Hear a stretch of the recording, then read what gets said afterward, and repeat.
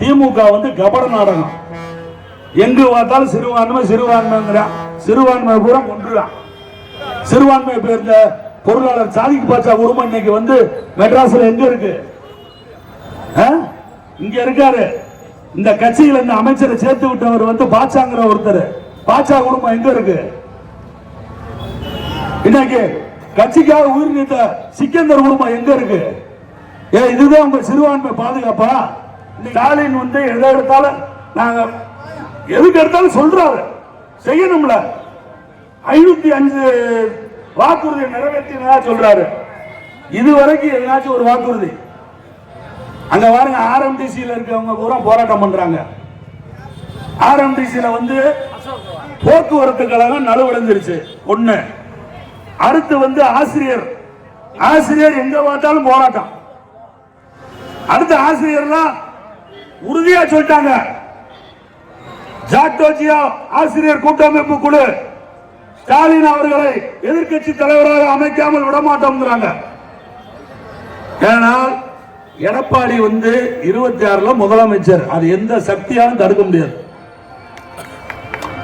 இன்னைக்கு நம்மளுடைய விவசாயி மகன்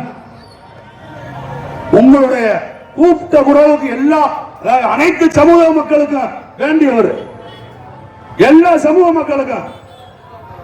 ஏன் இதை நான் சொல்றேன்னா, இன்னைக்கு வக்போர்டு பிரச்சனை வந்து சென்ட்ரல் கவர்மெண்ட்ல வர்றப்ப அதிமுக சார்பில் வக்போர்டுக்கு வந்து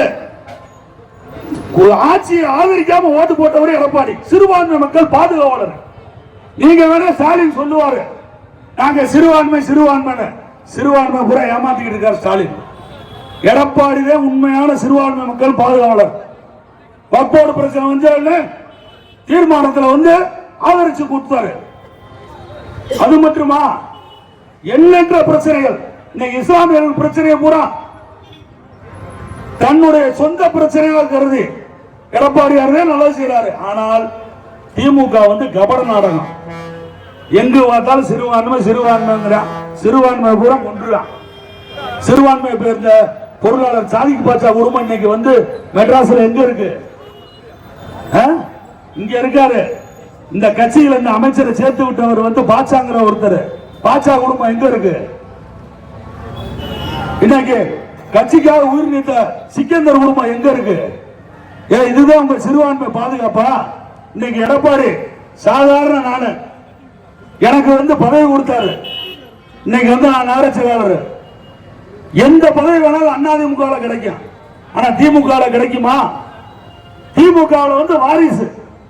ஒன்னு அமைச்சருடைய மகனா இருக்கணும், இல்ல அமைச்சருடைய பேரனா இருக்கணும். இங்க இருக்கவங்க யாரு வேணாலும் இந்த இடத்துக்கு ஒன்றிய செயலாளர், இந்த நகர செயலாளர், அதுவே அதிமுக. திமுக வாரிசு அரசியல். இந்த வாரிசு அரசியலை முற்றுப்புள்ளி வைக்கிறதுக்கு இந்த திண்ணை பிரச்சாரம். இந்த திண்ணை பிரச்சாரத்தினுடைய நோக்கம் வந்து நம்முடைய கழக நிரந்தர பொதுச் செயலாளர் எடப்பாடியார் அவர்களை மீண்டும் முதலமைச்சர் ஆக்கணும்.